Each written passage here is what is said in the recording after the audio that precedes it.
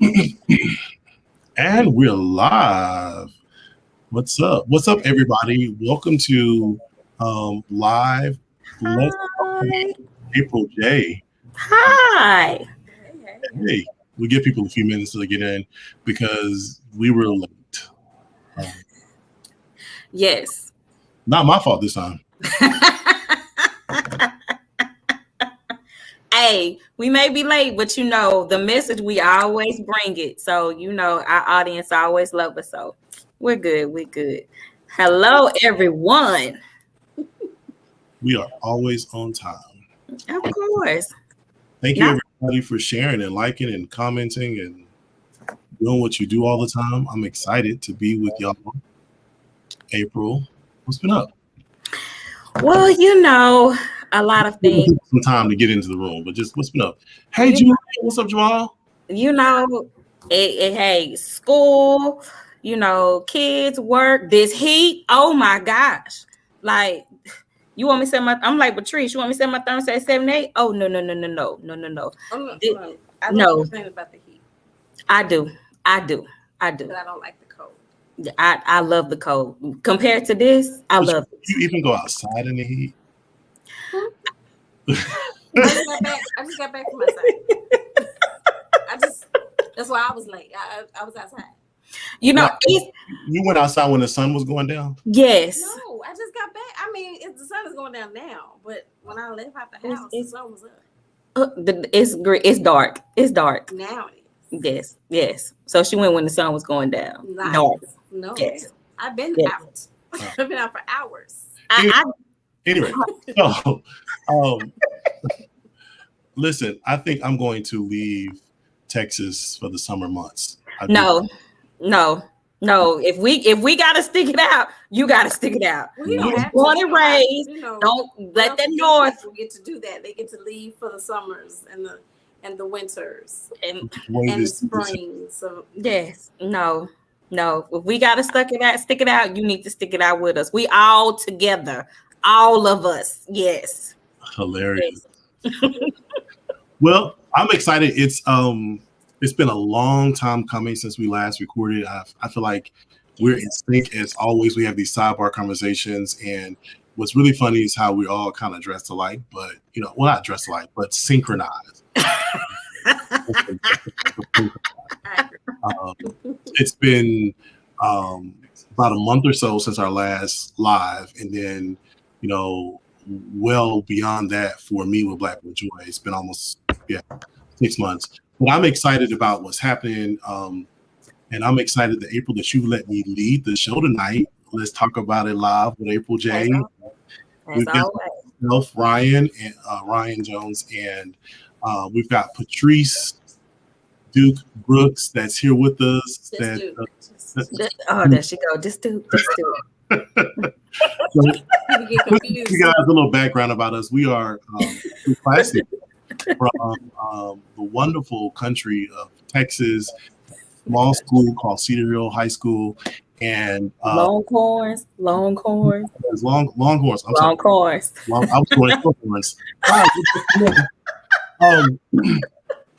But I'm excited tonight because Let's Talk About It is talking about Pride and Pride Month. And as today we saw in the news just a couple hours ago, the Senate and the House just passed the law about making it a federal holiday to celebrate Juneteenth finally. And finally, long time coming. They won't give reparations, but they'll celebrate Juneteenth. Hey, they're just now. Really, Patrice? Really? That's my Juneteenth pup. This gonna be mine. This gonna be mine. Hey, I'm ready. And they're also celebrating, this is designated as Black Music Month, Pride Music Month, but also LGBTQ Pride. And so tonight we're going to talk about pride and what that really means, and talk a little bit about, pride in, it's been so long, and you would think by now we would have been able to celebrate Juneteenth as a federal holiday. And And we'll start there.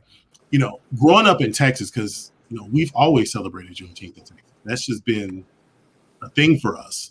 But for me to go across the country into other states that I've lived in, especially on the East Coast, they never celebrated Juneteenth like we do, and up until recent. So, how does that make you guys feel? You know, talking about our pride for Juneteenth and this big thing happened. Well, I could say for me, I grew up in Louisiana. Well, half of my life, I was born in Louisiana. We didn't have a Juneteenth.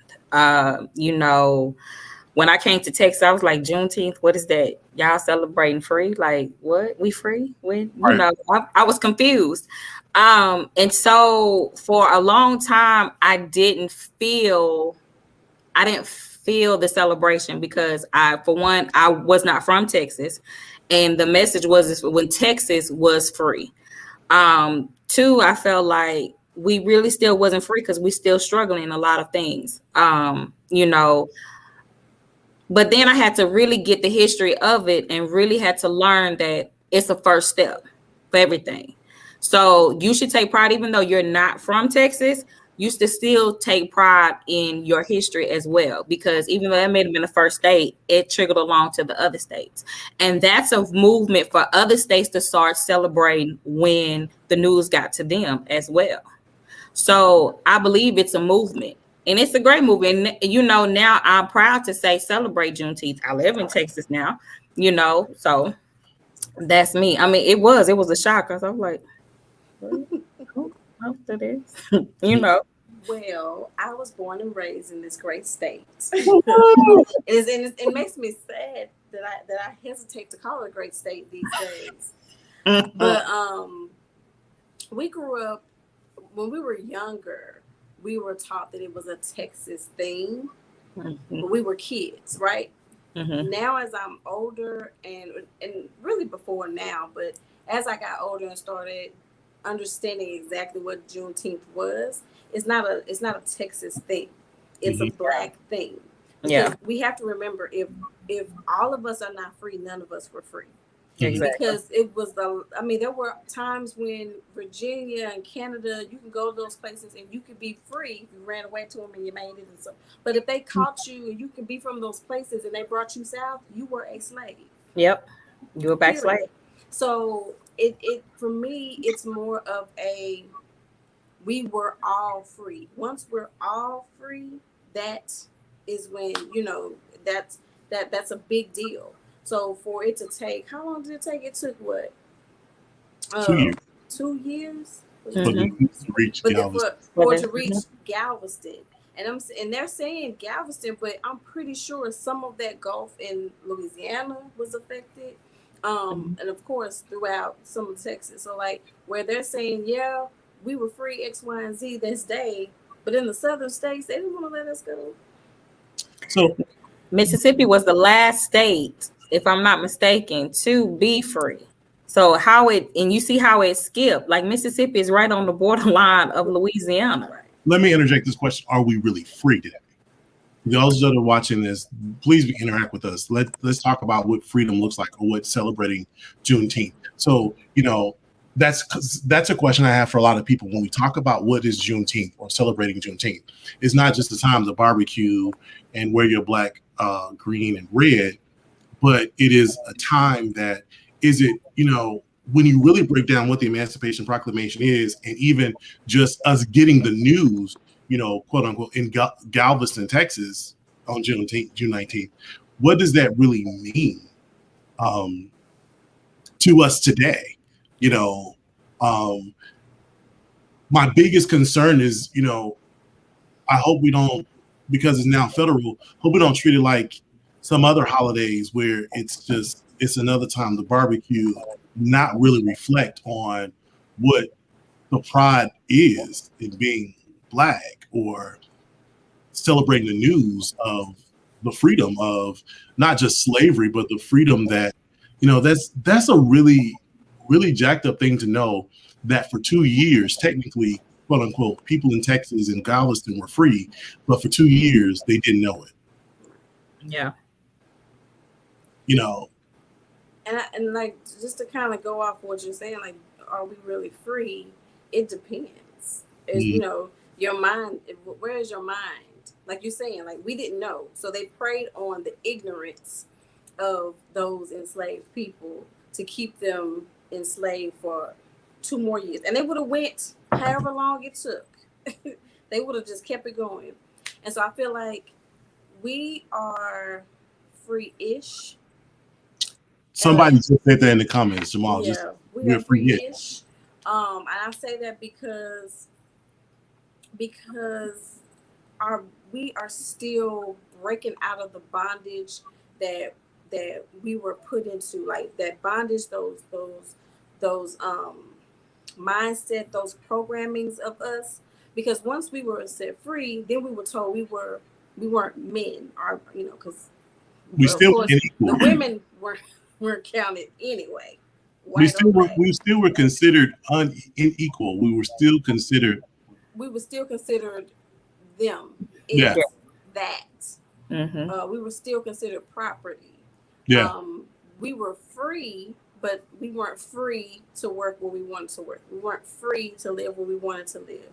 So we ended up being, still working on the same plantations that we were enslaved on for menial wages.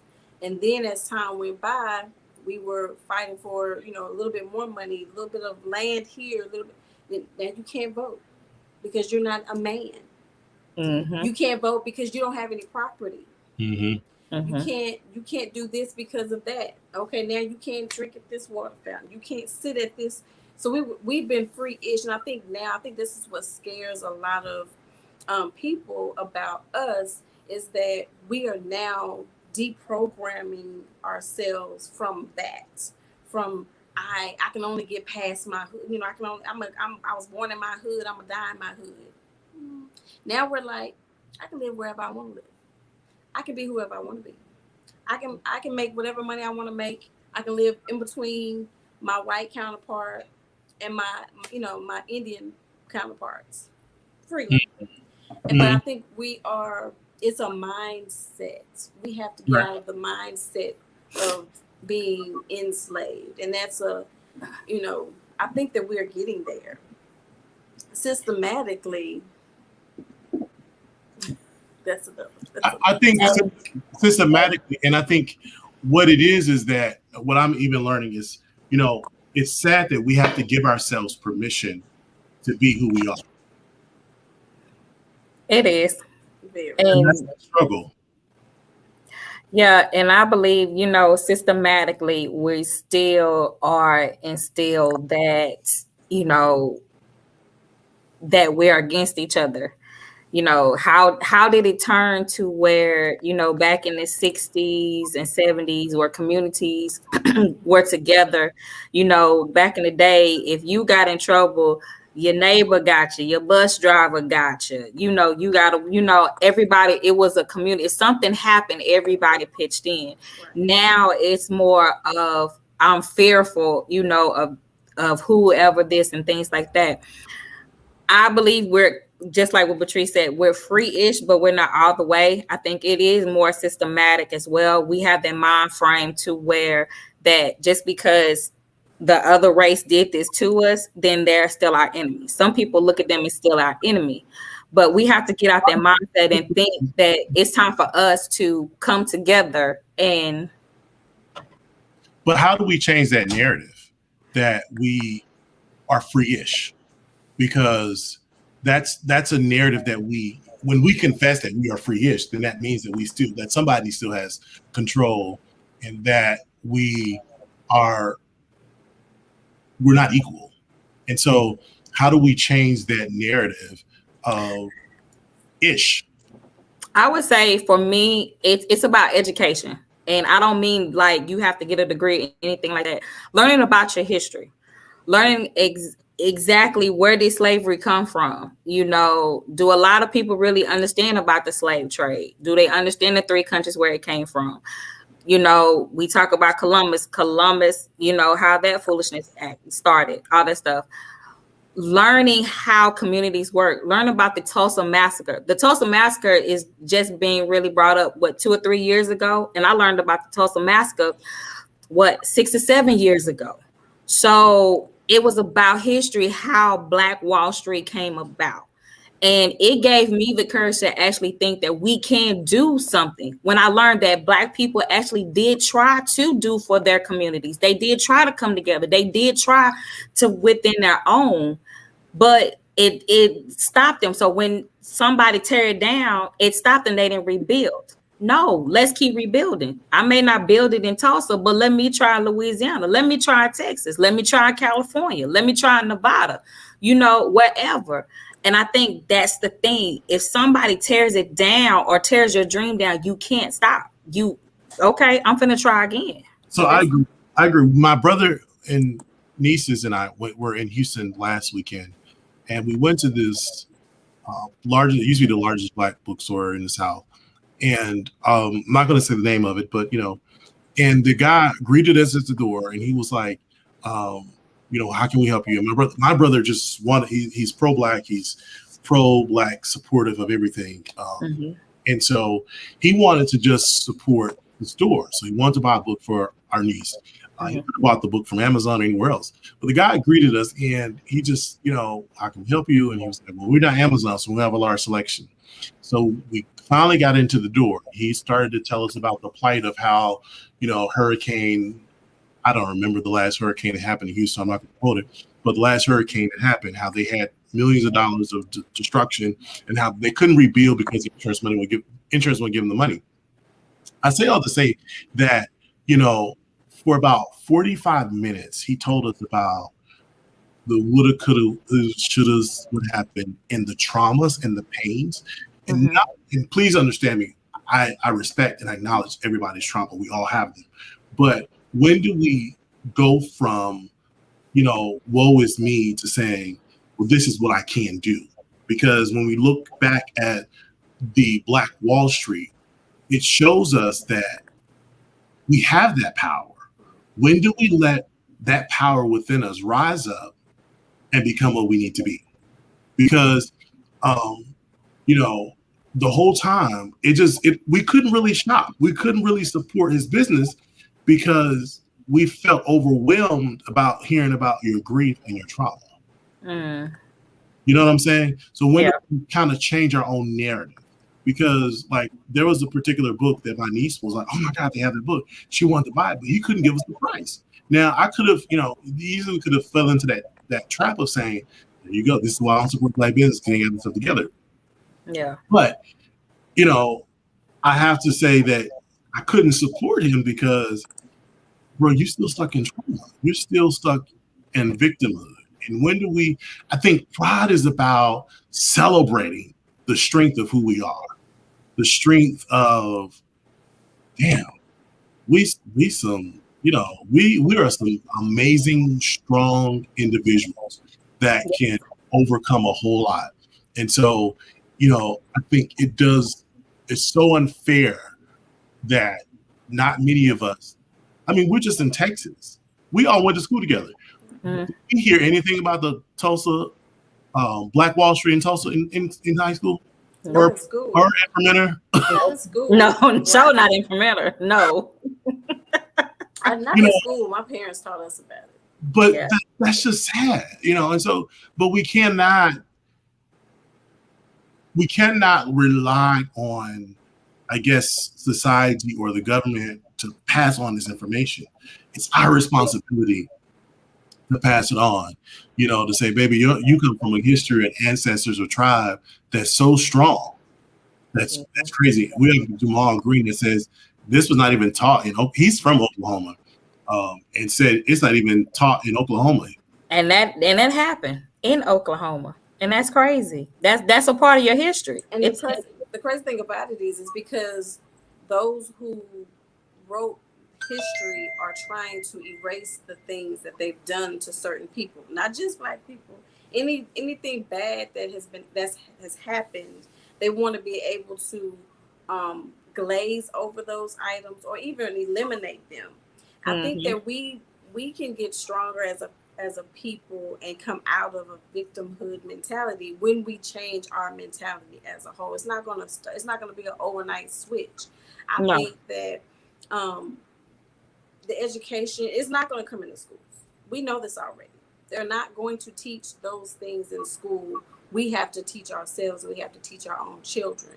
Mm-hmm. And we have to show that pride and then basically teach that pride so that everyone is coming up with it. The only way that we're going to be able to like you said, yes, we have to come out of the victimhood of it. We have to come out of the trauma of it. But then we all know that trauma is not a switch for anybody. Yeah. And so it's going to take some time, and it's been taking time just to be us, just to proudly wear my hair like this, just to be who you are as a Black man, just to be who you are as a Black woman. How we live now is such a jump. Like our, 1800s, our ancestors who were freed in the 1800s will look at us and marvel. What you do? What you get on what platform and say what you want to say? You go into a job and talk to people and dismiss or engage with whoever you want to. We've made, what we don't recognize is we've made a lot of strides, but I think the mentality is the things that we have not overcome seem like the Great Wall of China instead of that hurdle. You know what I'm saying? Yeah. I can jump a hurdle. Practice, I can fall, get back up, try again. But if I'm looking at it like it's a wall over my head, it seems as though I can't get over it. So I think that the way that we change, just my belief, and this is a general question, and we want to move on to the next one, but how do we change the mentality? My belief is we change the narrative, what we're telling ourselves. So I want to pose that to you ladies before we kind of transition to our next subject. I believe it's a narrative, and the narrative is that, we don't have to ask for permission to be ourselves. We don't have to ask for permission to, we think about us, class of 99, students that we broke the seal off a lot in our high school. Where we go to high school now, totally different. What it was like for us, and that was 20 years ago. Yes. So what do we tell how do we change the mentality? But like you said, allow each of us to live our life and be who we are. With me, I'm a Black woman. I'm very Black. Anybody who knows me knows I am very Black.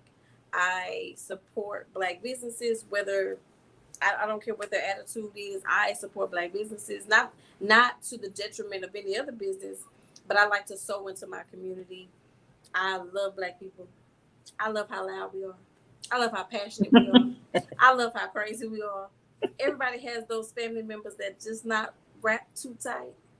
I choose to love them through it. But I agree with you. It's like allow people to be who they are without giving them the stigma of, oh, they looking at you. Oh, you shouldn't do that because they don't like when we do this. They look at us like this when we act like that. Who cares? Which is a beautiful segue into this whole where we are. But I'm sorry, April. I just he ready. I know, right? Go ahead, April. I'm sorry. No, and I agree with both of y'all, but I would also, for me, how my thought is teaching. I have some family members who have started their own business, and for me, in the field that I am, I teach them on the back business of it, and it's just like I'm giving you information to help you. I'm not charging you. I don't want nothing out of it. I want to succeed. I want to help you succeed. I want to help you grow. I have a lot of people that come to me and ask me, okay, well, if I do this business, if I do this restaurant or whatever, what do I need to do? And I give them the tools of what they need to do for my aspect, but I continue on with them and follow through with them along the way. I'm not charging nothing. I don't want nothing from you. I'm not asking for a free meal. I'm not asking for recognition. I'm teaching you something to where you can teach other Black owners as well too. So that's me, my field and what I do. I want to teach you. I want to teach you about health. And I'm gonna give you the resources to where you need to go. But also too, I'm gonna follow up on you. Hey, you okay? You good? Tell me about what else is going on. What you need to do. I think that's what we need to do as well. And if there's something that I need and I don't know the answer, I'll be like, okay, let me talk to somebody. Let me find that answer for you, you know. And I think that's also a small part of what we need to do. What you learn, give that back to your community. You know, don't expect nothing from it. Just because you have this high degree, you have this, you making this money, you need to rip off your community. No, I don't want nothing from you. So pause. I support 90% of that.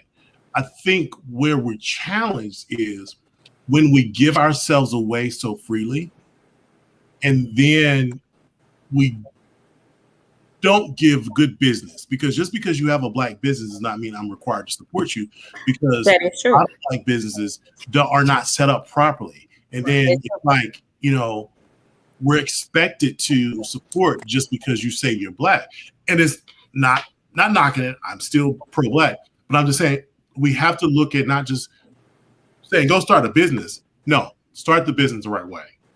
Yeah, I mean, I'm gonna tell you your wrongs and your rights. I will let you know what I feel that you're doing wrong. Well, we know you. You know, but and also too, and also too, to piggyback on that, I totally agree. And if I feel that I helped you, but you're diverting some other type of way, or your plan is not what I agree with, then I got to go. I'll let you know. Okay, I'm done. You got this. You know, I don't, and just what you said, I don't have to support you. I don't. But for me, it's like I did my work.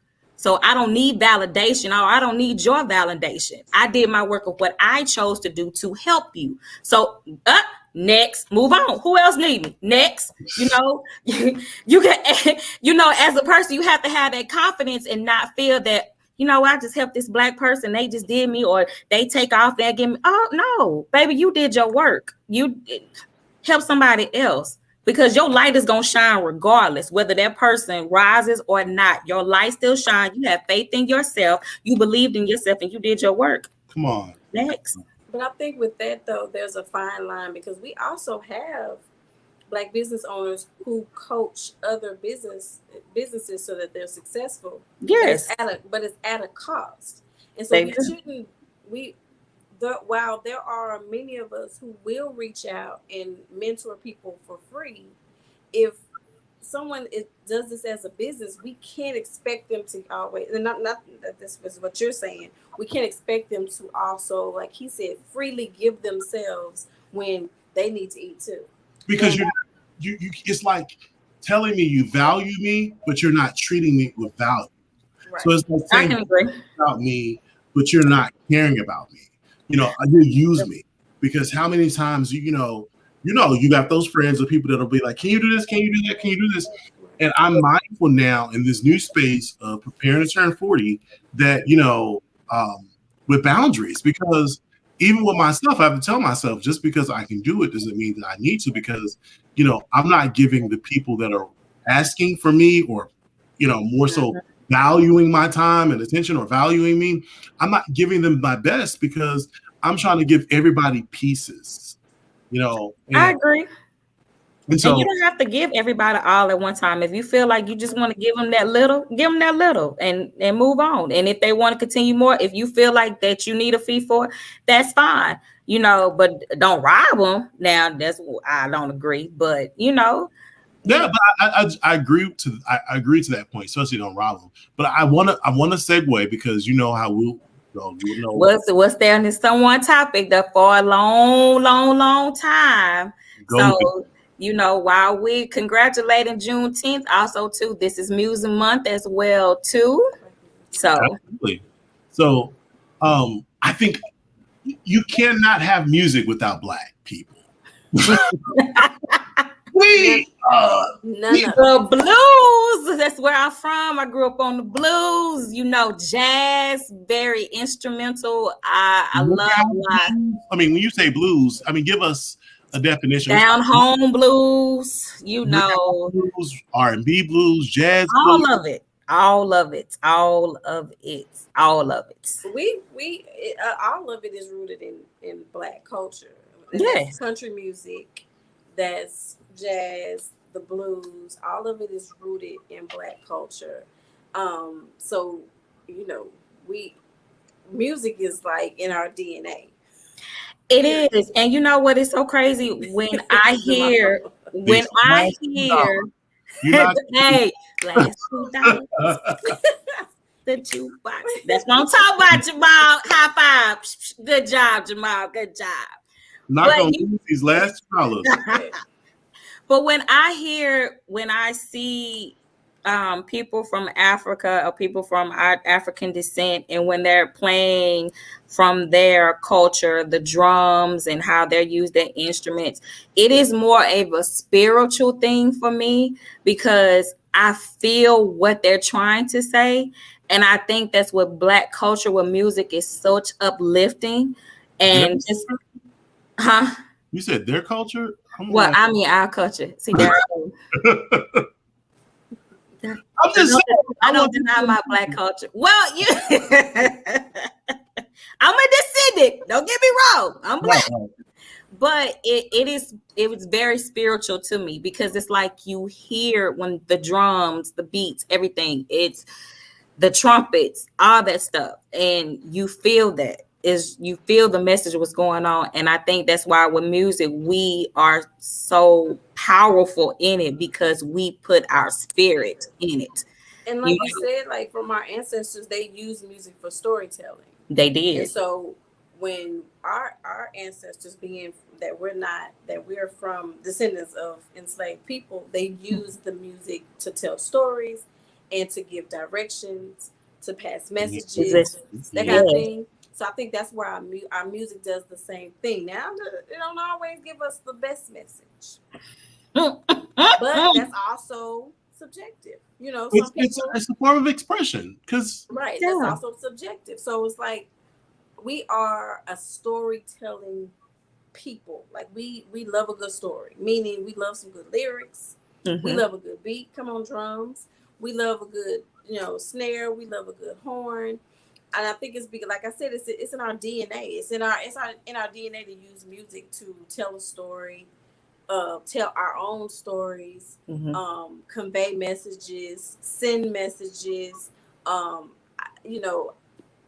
Music. I mean that's one of my love languages. You good with music, I'm good. Here's a question, and Jamal was on point. Here's a question for everybody tonight, and I've been asking this lately.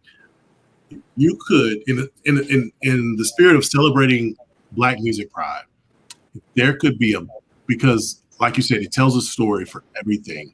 Mm-hmm. Mary J. Blige. If you're going through a breakup and you need to know your strength, Mary J. You want some gospel, you want to hear some. Okay, hello Barbara, hello Shirley. You want to hear some down home blues or whatever, you think about some of those greats. If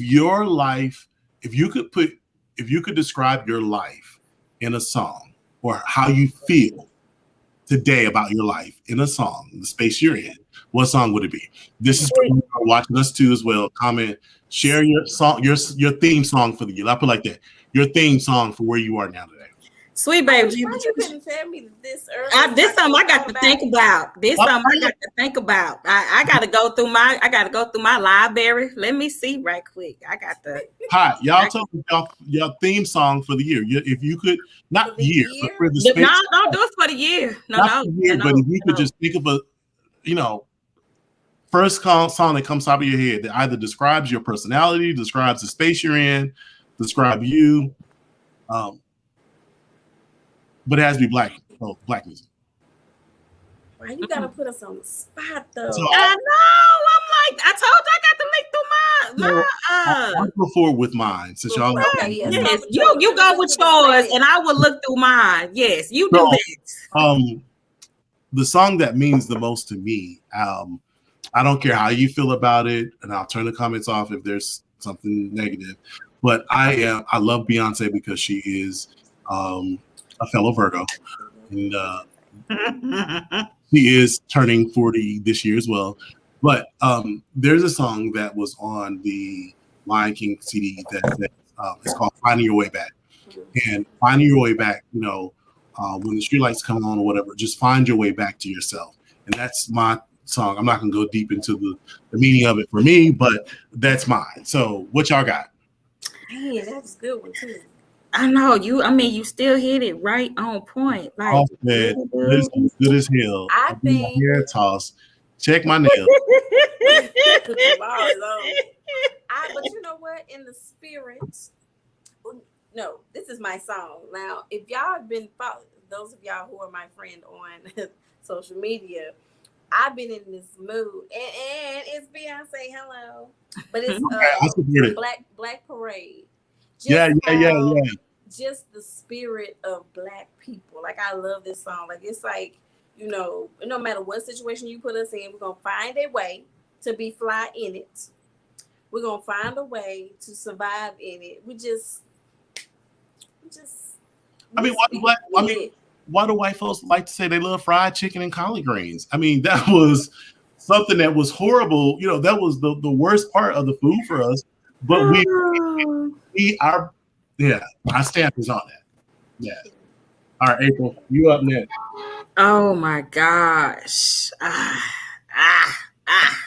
Anybody else that's watching? Oh my gosh. I think I'm gonna go at a little different way. I'm gonna get into gospel for me. And mine is Jehovah Jireh by Jacqueline Carr. Jacqueline Carr. And when I first heard that song, I was on my way to the hospital because my child got sick. And that song calmed me down so much. And the words, what she said was, no matter how hard things get, I know God is still there. I know God is still looking out for me. I can still call on God. Who are we referring to? Let me spell her name. Who? The name of the song again, because I was trying to find Jehovah Jireh. Jehovah Jireh. Okay. Yes, Jehovah Jireh. Because that right there just it's just powerful to me, because no matter how I feel like God, why you do this? Well, God, why is this happening to me? God, you know what? I still can call your name when things are down. I can still praise your name when I feel the world is against me. And sometimes that's me. Take so us that, yes. Sinners. No.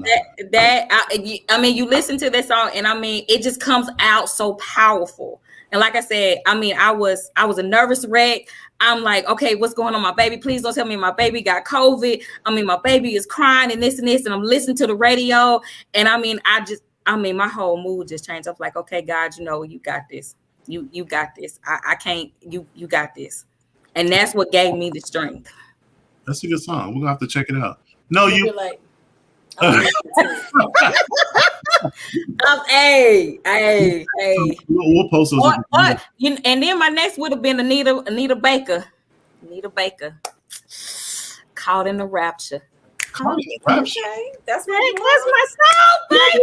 Rapture love you was caught in. Don't worry about that. That's talking about relationships. But I was. Yeah. Yes. We'll talk about that offline. Yeah, we talk about that offline.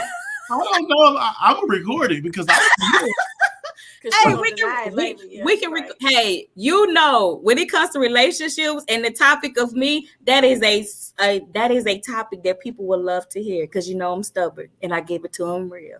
Oh, Lord, here we go. Okay, right. Next. Listen. So, Our next big topic tonight that we wanted to talk about, it's near and dear to my heart. It identifies who I am. Like, you know, we're talking about Pride Month. I talk about being Black. Also, I talk about being the Black culture in music, but being gay. Mm-hmm. I am a part of the LGBTQIAGFCD. And I don't understand. Look, you lost me at the fourth letter. I'm smart, but you lost me at the fourth letter. Okay. Listen, I only say those in no harm to my fellow brother and sisters that are part of the community, jokingly, because we keep adding initials or letters to that.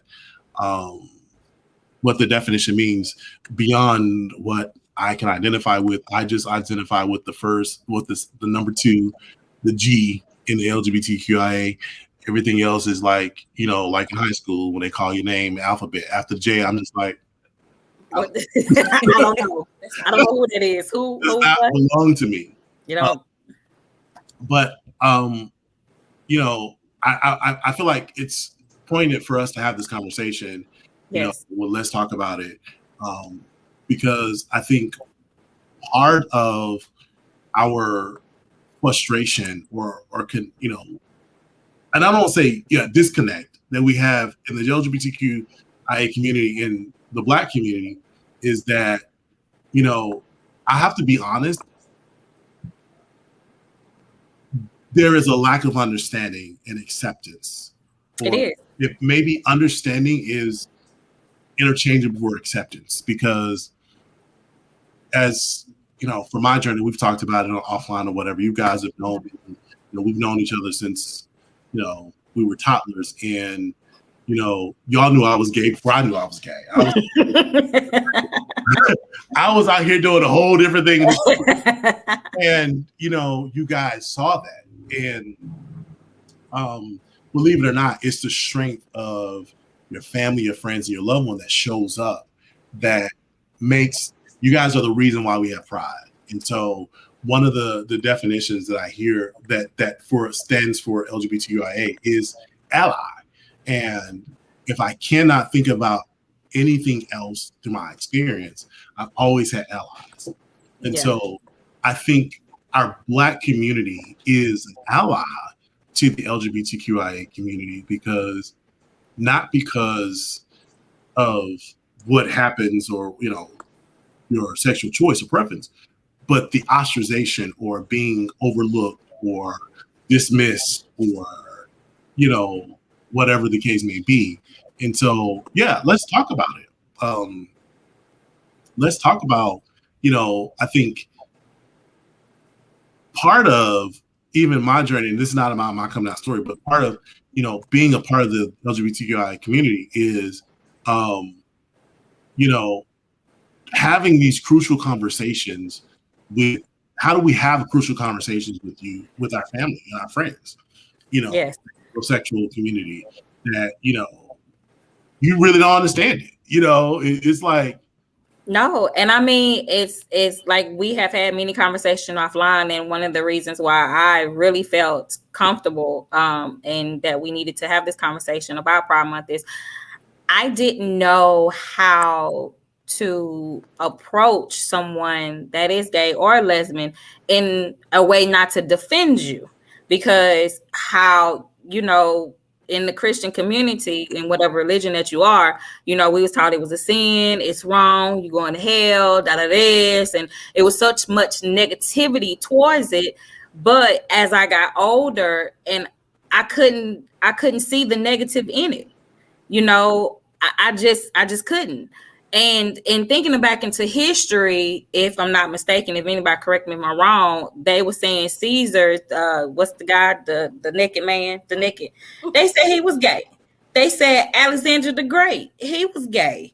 You know, they said it's another famous artist, sculptor, that he was gay. So it's been around a long time. And like I mentioned earlier, I didn't believe Billie Holiday, that she was gay. And it was a big thing for her, because trying to come out, it was it was such hard on the Black community that they didn't believe that, because we value such Christian values and so much and things like that. So I wanted to know, how can I approach a conversation or have a conversation with somebody and not offend you? What? And I asked, okay, what are your triggers? I know it's a lot of people who don't like faggot, who don't like bigot, who don't like that, So I have to eliminate myself from that, and it's a lot of things that I didn't know. What I'd be like, so you do that? So wait a minute, what's that? So how you go? Oh, okay, teach me. Let me be the student for a minute. Teach me. Mm-hmm. So, and I think that's very crucial for in the Black community, and as because I don't want to offend you, whatever my beliefs is, but you still a human being.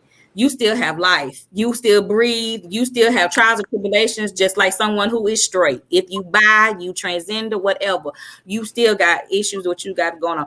The thing about it is how can we teach our loved ones when they come out as whatever they are, and have them being accepted and loved and treated the same way? And two, how can the community, the Black community, also do the same thing as well, instead of belittling them?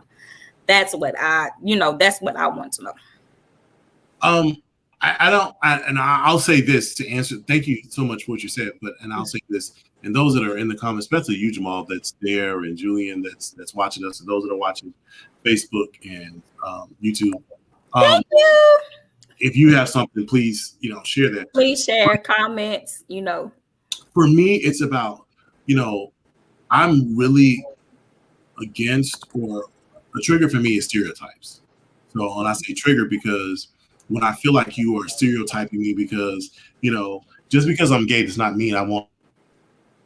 Gay people do not want somebody straight.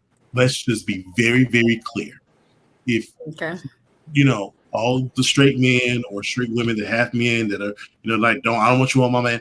If you are gay, 99.9%, there may be 1%, again, I'm not speaking up for them, that may be different, but we're not interested in your man. So don't treat us like you have to, like there's a disease or, because think about it as a Black person. When you walk into a store, how do you feel when you are walked around or walked behind? You know what I'm saying? You feel stereotyped. So for me, I don't like to be stereotyped, but I do like to be acknowledged and seen. But I also don't like to be, what I'm saying? Like, just because I'm gay does not make me less than anything. True. I know there are certain gays that can play basketball than straights, or play football than straights. They're more competitive, and I say use the term straights, but heterosexuals, that doesn't define who you are. Just because, and my other thing is, just because I'm gay does not mean I'm fit to do your hair or give you fashion or interior design tips. Yeah.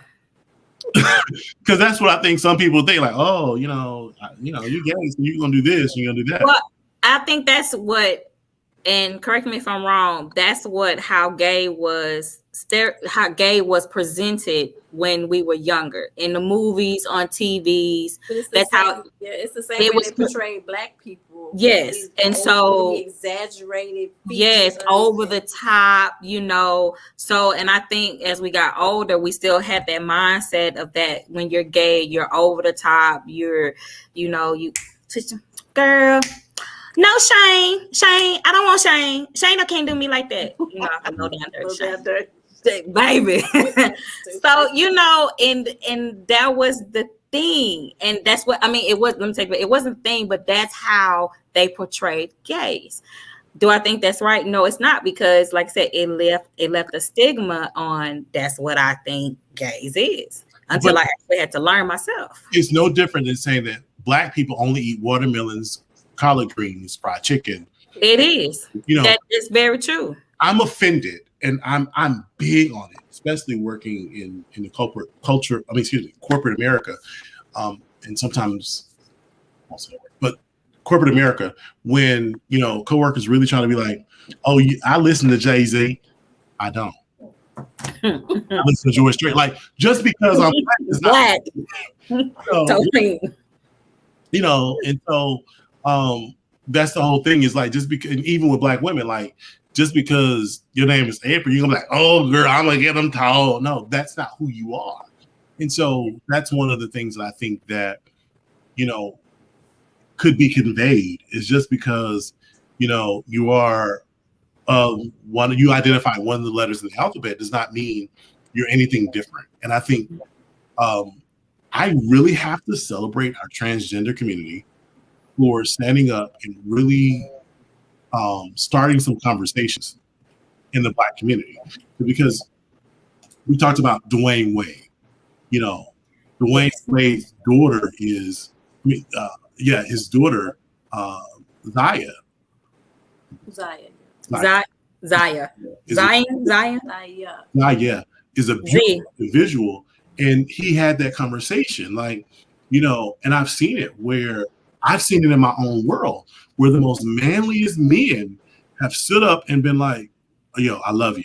You know, you are my cousin, my little bro, you're my friend. And it's really, I mean, it's made me like, you know, like, whoa, you know, but because this norm or this thing that we tell ourselves as society that we shouldn't stand up. And so I think, Jamal, I mean, besides you being competitive, we appreciate that comment.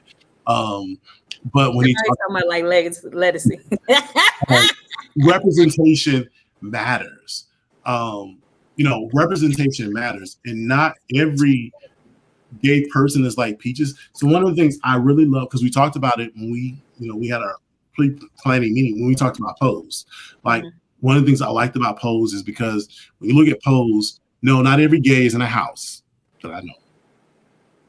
So, I don't watch it. Or does the stuff I like Pose. I don't watch it. I like it. But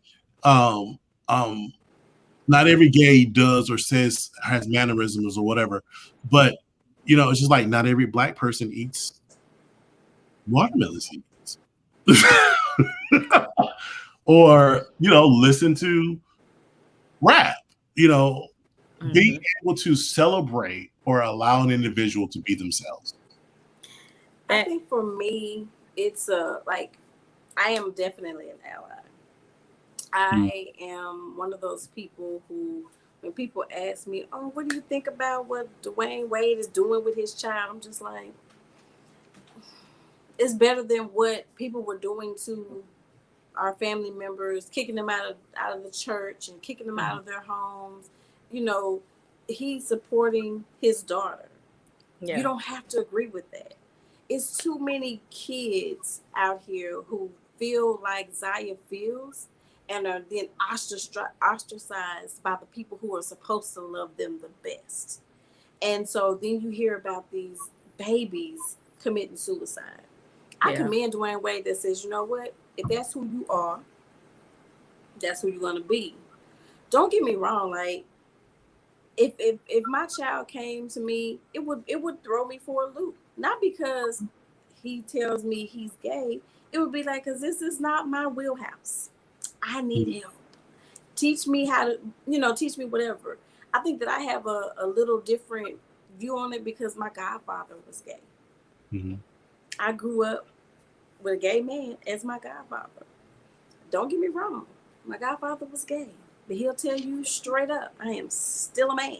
Try me if you want to, and you'll catch these hands.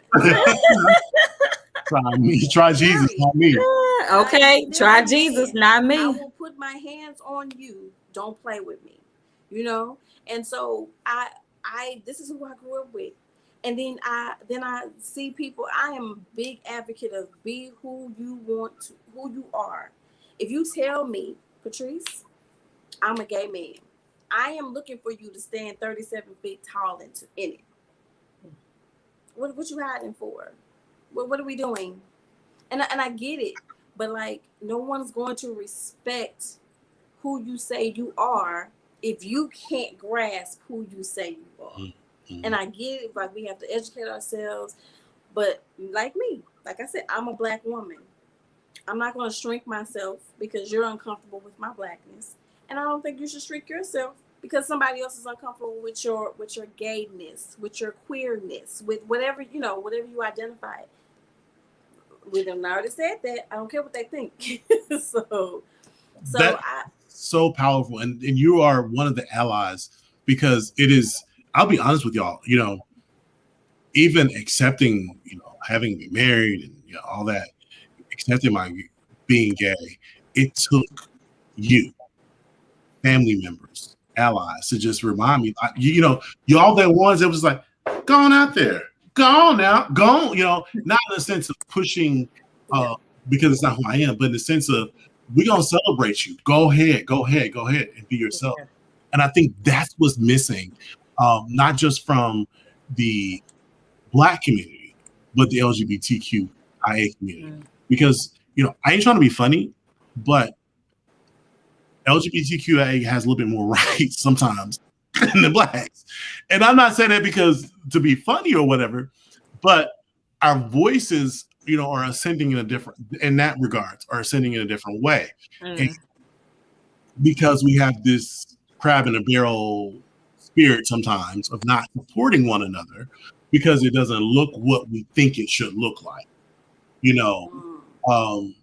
that becomes a struggle, because one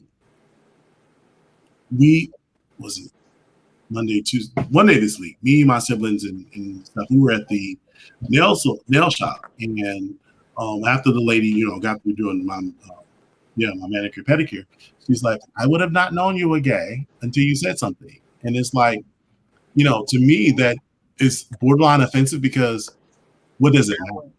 Yeah, it doesn't matter. Yeah, it doesn't. I could say I was one of them confused allies. Like I had to ask a lot of questions, because if my son came to me or, I'd be like, are you sure? Are you? And then I had to think about it and pause, like what I say, because I react off my feelings. And then I have to say, okay, well, what do you want? What do you want? And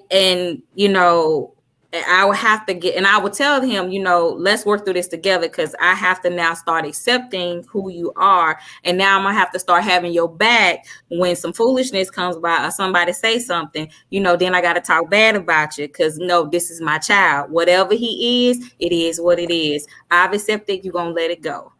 But it was a segment on the Ricky Smiley show, and they mentioned this Dwayne Wade's daughter.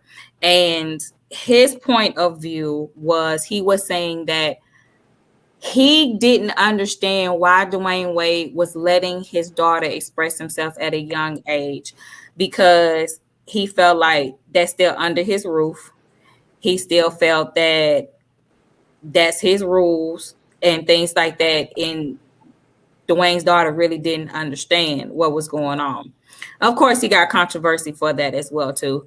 And I think he was speaking from a heterosexual perspective. He was thinking from masculine perspective as well, instead of seeing for what it really is, kind of accepting. Sometimes you have those people who how you were brought up. This is what it is. You shouldn't act like this at a young age. When you become 18, then you can do whatever you want to. But in my house and my rules, this is the way it's gonna be, and this or whatever. And I think what gets lost in that, don't get me wrong, like I can understand a little bit of that mindset, but not the whole mindset. Meaning, if you come to me as a child and says, "This is who I am," okay. This is who you are, and I'm going to govern myself as a parent accordingly. So say, for instance, Zaya is my child. So if you're telling me that you feel like you're a girl, okay, cool. But I'm still going to treat you like the 12-year-old that you are. Meaning, I might not let my 12-year-old daughter who was born, a girl and identifies as a girl, wear crop tops. So I'm not going to let you. And you can express yourself however you want to express yourself, but my parenting part doesn't end. And I think that's what he was trying to say, but he was saying it in it was hard. It may be hard. It was harsh because I think it was coming from a male perspective, but it's also coming from a old school perspective where it's exactly. My house, my rules, because Because when we hear that, we hear you're going to be who I say you are until you get out of my house. Yes. And where he may not have meant it that way, but that's what people hear when they say my house, my rules. You're going to be the little boy until you're 18, and then you can go do what you want to do because you're grown at 18. Whereas that's why I try to just sit back and listen first, listen more than I speak, because sometimes the vernacular that we use is rooted from an old school way of teaching, and we have to learn how to reprogram ourselves in the way that we even approach any subject, because not everything deserves. It didn't deserve it then, but not everything should be. Well, my mama did it, so I'm gonna do it that way too. My mama said it, and it was good with my little brother, and he was gay. Like, you don't know that. But they didn't see. I don't think they saw the negative in that. That's the thing. They weren't open to all the good and the bad. On the outside, I can make stuff look good as a parent because I don't want you to see what struggles we go through. But also, too, I don't want you to think that everything was good as well, too. That's what I don't want you to think. And I'm gonna teach you that, when you get older, what all I went through, And so here's the thing, because I think especially in the Black community, they feel as though every gay has been touched. In the Black community, especially in the 80s and 90s, when you wanted to call somebody gay, you would feel a little. But do you think some of them now, do you think they was using it as an excuse I think justify? It's understanding. The lack of understanding that this is a choice for some people, or being born. Hey, Kia. I got distracted. I know. You distracted that. Y'all, sorry. So we have this long history, but just because you are or you identify as gay or whatever your identity is does not mean that you were missing. What I really want to make people understand is someone's sexual trauma does not identify their sexuality or their choice of who they are. Your sexual trauma does not identify you, first of all. So, having said that, to all of those that have endured or had to experience a sexual trauma, I really want you to understand it does not identify who you are. You are who you are because you are more than enough. You are more than that experience. But not but, because that's a but to that. But having said that, I really want people to know that, because I chose, whether or not born or whatever, I chose to identify as a gay man because that's who I am, and that's who I feel comfortable being, and that's why I've accepted and embraced myself to be. And I think that's where the struggle is, partially. I think another part of that struggle is we feel like we should fit this heteronormative thing that, when you're gay, the worst gay question you can ask a gay person: who the man, who the woman, who the boy, who the girl? What? Yeah, people say who the pitch, who the key. That. What? They really asked y'all. I told you I'm the confused one. I'm confused a lot. I don't know nothing. Worst thing. Hey, that's why I let you lead this show today, because I'm confused. I need to teach. That's a real thing. People, and because I have a lot, and y'all don't play me, because there are a lot of people watching. It's like, I've been wondering, how do y'all know who the boy, who the girl? And those are such heteronormative things, because I've seen in certain heterosexual relationships, I've seen certain couples that have been married for 20 some years, and the woman is cutting the yard. Yeah. Yeah. It won't be me, but yeah, I'll say it. But you know what I'm saying? Because there are so many people that, subscribe to those things, those gender specific or heteronormative things, like, because y'all gay, somebody got to be the boy or the girl. And, stop looking through it through your eyes and just accept people for who they are, and get out their bedroom. If you want to know what goes on in folks' bedroom, if they got OnlyFans, go watch it. But it's go watch stuff on the internet. You can look and see how it works. No, because I'll be like, I mean, but That's the thing is what he's saying is it's too much out there now. Now, if we was in the 80s and you asking questions, okay, ask these questions. It's 2021. You can Google everything. You can Google, but even if you Google, because I'll say it, there are I know certain people in relationships, and I know certain people that are female impersonators. That's the term I'll use. Or they're impressionists. They do female impressions, drag queens, and they will tell you they are masculine 24/7. That does not identify who they are. You will look at them, you're like, oh yeah, that's the, but that does not that doesn't. Nowadays, you got to be careful, because just because somebody does one thing does not mean that's who they are. Let me even say this. I know certain straight men that do certain things, and I'm, as a gay man, I'm just like, really? I wouldn't. So, you know what I'm saying? So let's just put that on the table. That instead of judging, let's love and let's understand and have this conversation to really know who each other is. Kid, really? And I laughed. That's your truth, Kia. Hey, ask questions, because I sure am. I'm asking them with you. It's her truth, but I love you, Kia. I miss you. I'm mad at you because I didn't invitation, know about that graduation, but we gonna work it out, y'all. But I think that's part of those conversations, is even making a person feel safe enough to be themselves, to be able to say, at the family cookout, they can bring whomever they choose to bring. And nobody's gonna make you feel inferior. Like, you're gonna still get on these dominoes tables. You still gonna play this basketball. Can you play spades? Yes. Can you call your books? Correctly. Can you bid exactly correctly? Don't sit across from me. Don't go bored. Don't go bored all the time. No, I need you definitely. You got 3? You got what you got? Got 5? Come on, let's go.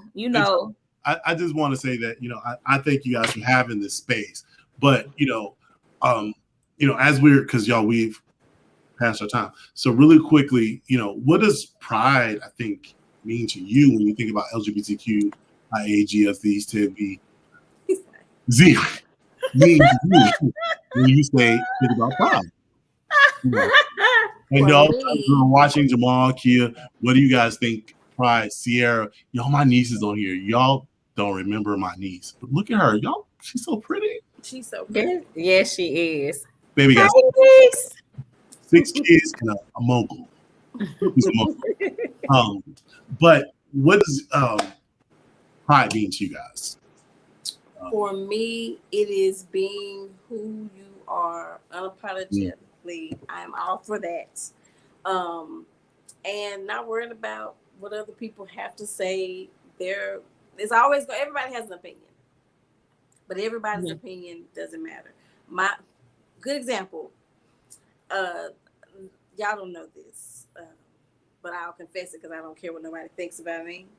Usually, if you can't see me on social media or I'm not posting a picture, I look homeless. I know, hard to believe. Yeah, I look homeless. So one time I was going to the store and I was like, oh, maybe I should brush my hair. Possibly, right? Just maybe. So my son comes in and I'm telling you, this is how I feel. And apparently I'm teaching him this. And he was like, what are you doing? I said, I look a mess. I need to brush my hair. I almost got in the car because I was just let me go. And he says, Mommy, who cares what they think? If you're okay with what you look like, who cares if they like what you look like? And I was like, okay, Bryce. Girl, but I'm gonna brush his hair before I go to the store. Okay, Bryce, get it, Bryce. That's how I feel about it. Like, live your life. Who cares what anybody else has to say about it? If you are happy, you're not hurting anybody. You're not, being violent toward anybody. You're not, you're gonna offend everybody these days, child. Now, as long as you ain't no pedophile like my niece. Right. As long as you're not hurting anybody, Exactly. be who you are and be who you are out loud. You know, so because somebody's looking, you're encouraging somebody. You don't even know it. And somebody's looking at you like, okay, I can do this. And that's not even for being part of the LGBTQI plus. I'm sorry if I missed that. The alphabet. Community. That's anything. Being black, being a black man, being a black woman, being a black mother, being a black father. Like, there are people who are looking at you do your thing and are saying, okay, I can do that too. And I can be better at this. Or they don't care what nobody think about them. Maybe I can do this thing. So that's good. We've got some people that rode with us tonight. I want to just call those out really quickly before you go into what you're saying. Sierra said, normalizing who you are, not being sorry about it, as long as you're not a pedophile. That's my niece. right. Being happy with who you are, if it's not doing the 3 F's that they talked about. They talked about Jesus and he was perfect. Why do we think they talk about us? What are the 3 F's though? If he had to listen, if he had to show them, we might not be able to. What are those 3 F's, Jamal? But pride to who you are and loving that person and at peace with you. Kia is so amazing. We're gonna talk about Kia. I'm not gonna talk about it now. They are changing my want to want. Okay. The autocorrect. You know? No, he meant that. I think he meant that. Okay. I would like clarification on that, sir. That's what I would like. Yes, Patrice is what Kia said.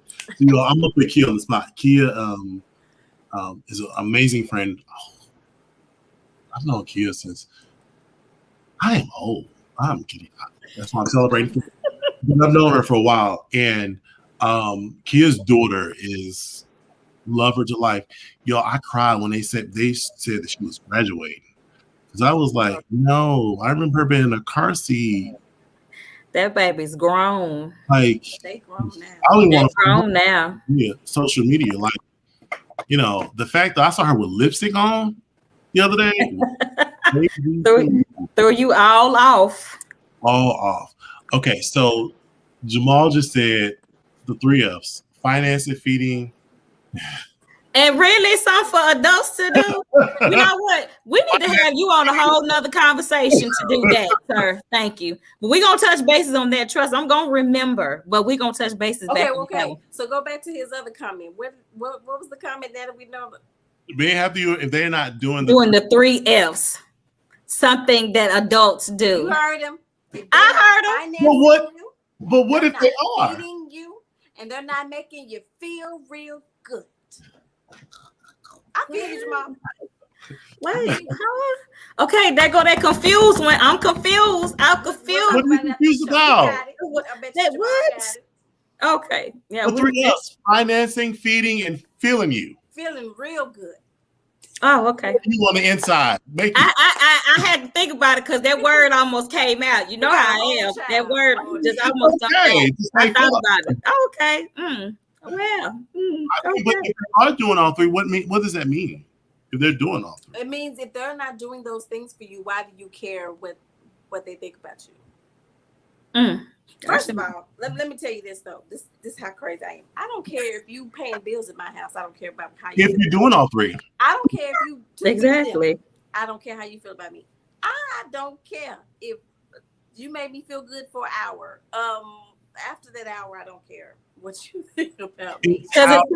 Because it's nap time after that. After that hour, it's nap time. Because it's how you feel about you. At the end of the day, okay. At the end of the day, it's how you feel about you is more important. So y'all, this has been a great conversation. It's we've over our time. Of course. I love it. Love you guys. I'm going to turn it back. Thank you, April, for letting me host tonight or lead tonight or moderate. What let me do. Guest of honor. To you, guest of honor. Okay. Let me get that guest of honor. Little swag on you. Look. Hey, go and get it. Go and get it, because because when the boss come back, when the boss get back, y'all know me. Y'all, listen, thank you so much. I'm gonna just say my last final things and I'll turn it over to you guys. But thank you so much. I think Pride is a beautiful thing. I think you guys that especially are watching are some amazing, beautiful Black, brown, and white people that are watching. I think you all are beautiful who you are. You're more than enough. And I can't say enough that my melanin, my Blackness is beautiful. And my joy is unspeakable. And who I am, I'm unapologetically myself. And so thank you for sharing allowing me into your space, whether you enjoyed it or not.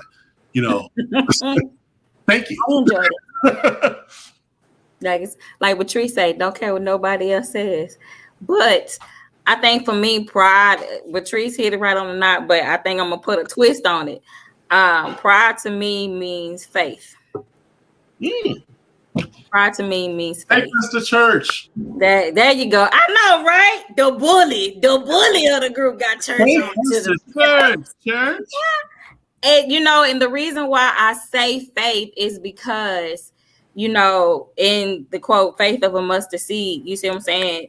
And without that seed, you have a seed and you let that seed grow. Once you water it, you nurture it, you do all that, it grows into a beautiful plant. And that's what you are. You're something beautiful.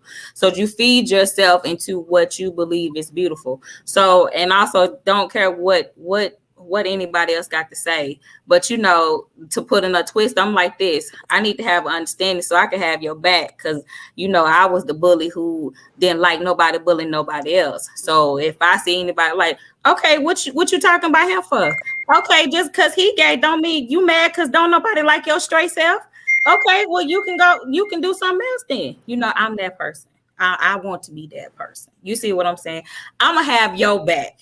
You see what I'm saying? And for me to have your back, I need to have a clear understanding. So if you have faith in yourself, I have faith in you. And I'm not going to let nobody deteriorate you or talk about you. And especially in my presence. Why? No, that's not what we going to do. So guess what? That's what.